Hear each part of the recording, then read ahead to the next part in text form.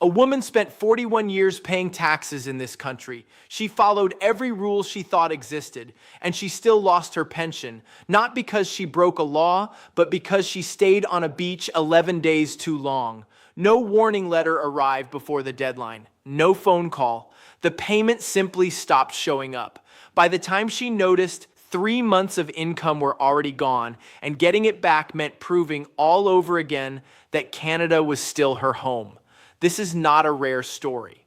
It is happening right now, this month, to retirees who did nothing wrong except misunderstand 3 numbers: 6 months, 20 years, and 183 days.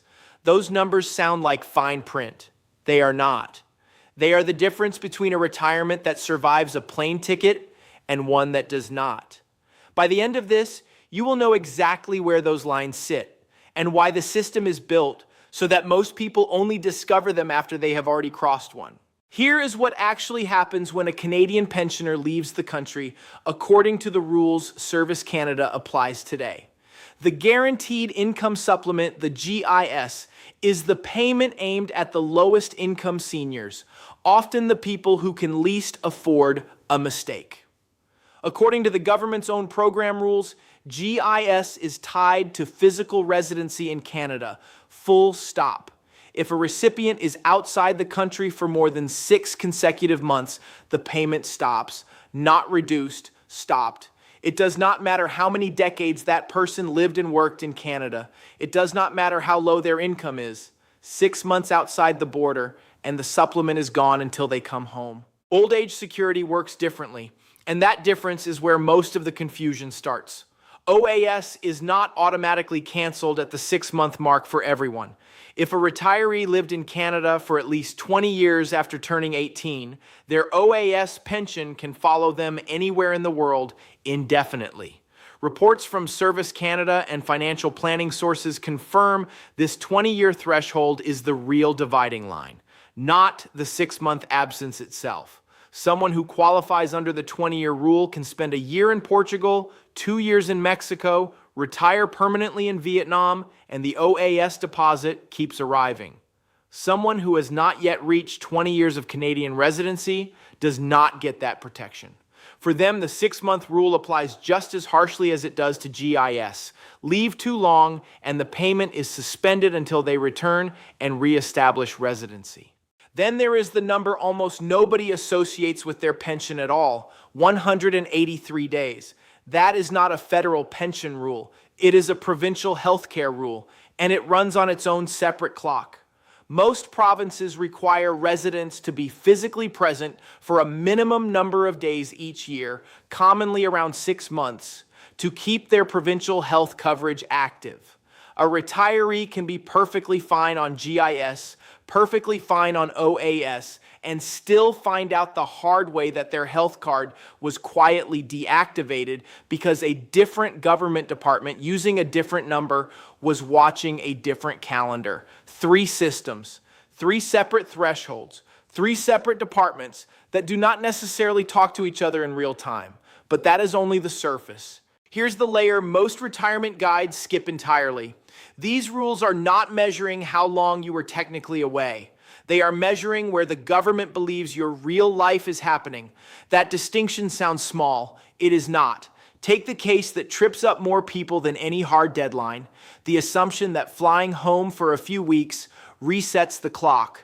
It does not work that way. If a retiree leaves Canada for 4 months, returns for 6 weeks, then leaves again for another 4 months, the total time outside the country in that stretch never technically crosses 6 consecutive months in one single trip.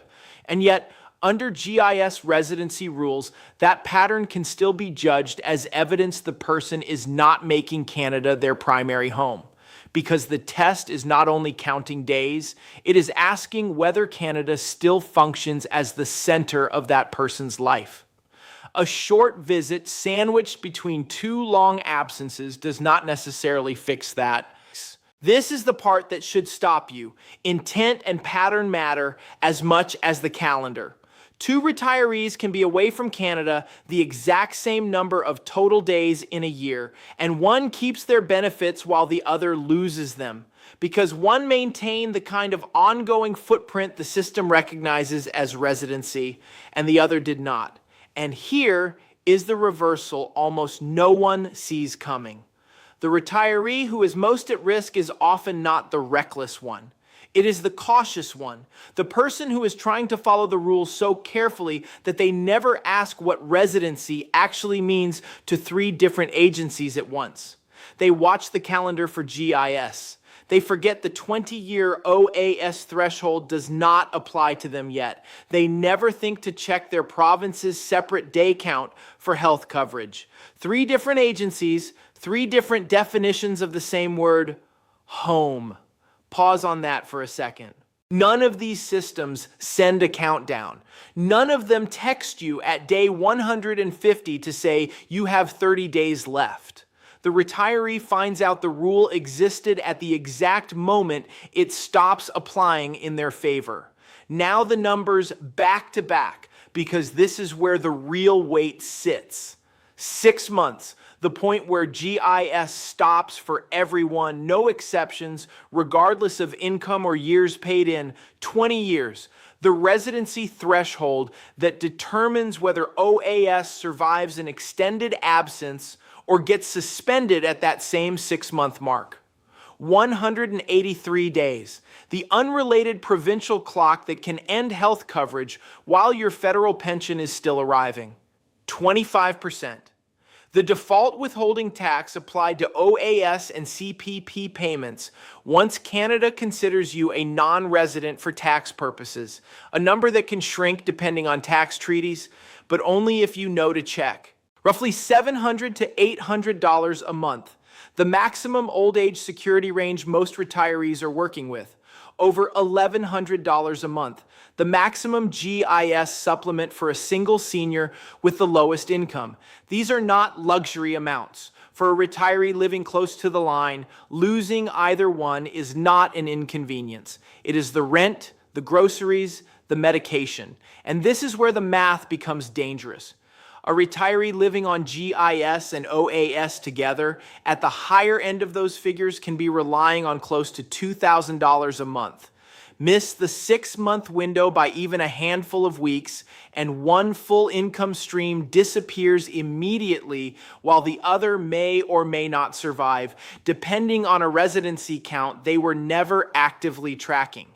That is not a paperwork delay. That is a full month, sometimes several months, of a retirement budget collapsing on a technicality nobody flagged in advance. But the story does not stop at one person's bank account.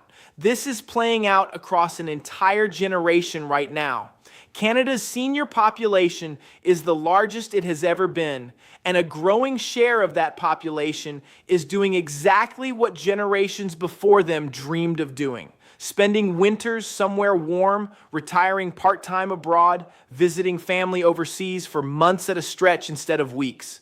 Warmer countries have noticed. Entire retirement economies in parts of Mexico, Portugal, and Southeast Asia are shaped around North American pensioners, spending months at a time, not days.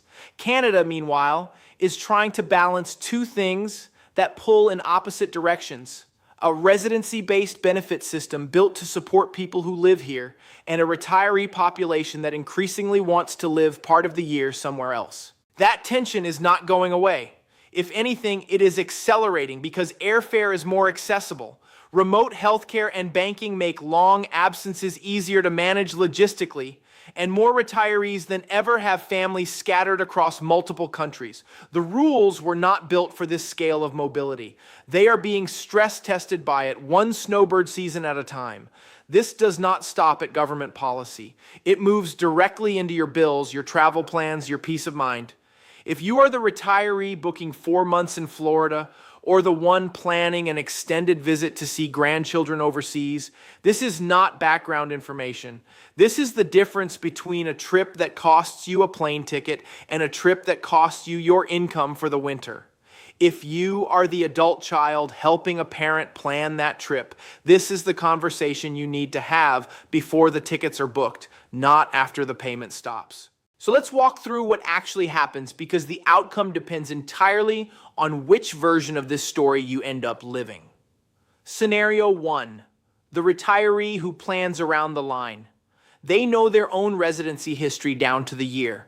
They count days like they count money because at this stage of life, the two are the same thing.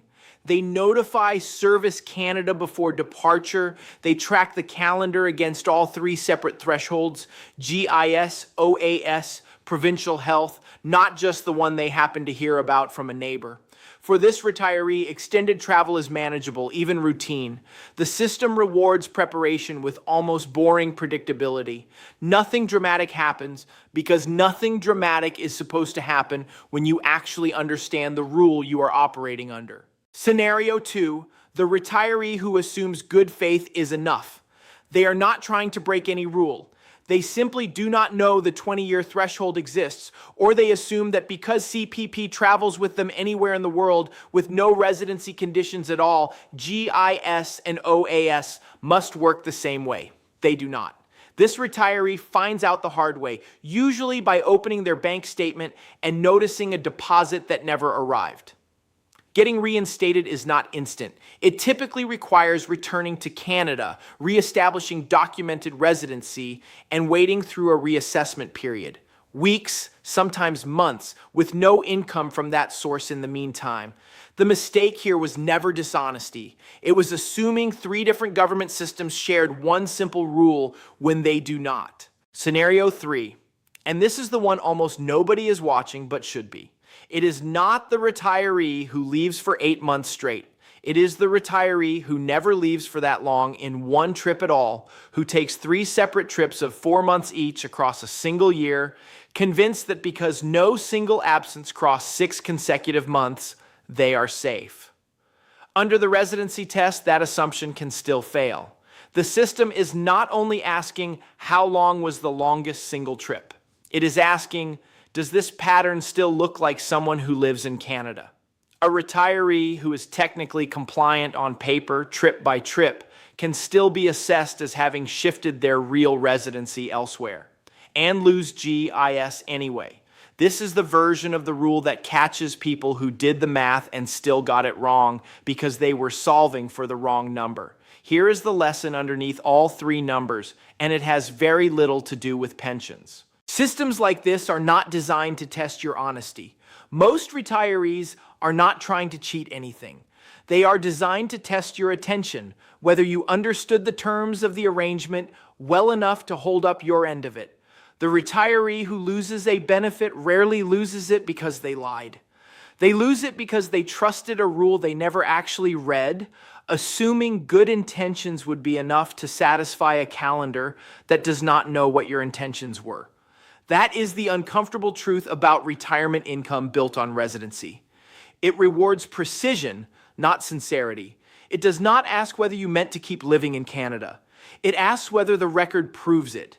And the gap between those two things, between meaning well and proving it, is exactly where a 41-year contribution history can quietly become 11 days too many on a beach. The rules are not going to soften because more retirees want to travel more. If anything, as this generation keeps pushing the boundaries of what retirement mobility looks like, the scrutiny is only going to get sharper, not looser.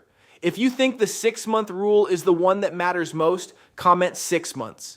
If you think the 20-year residency threshold is the one most people are sleeping on, comment 20 years. And if someone in your life is planning a long trip this year without knowing any of these numbers, send them this before they book the flight, not after they open the bank statement.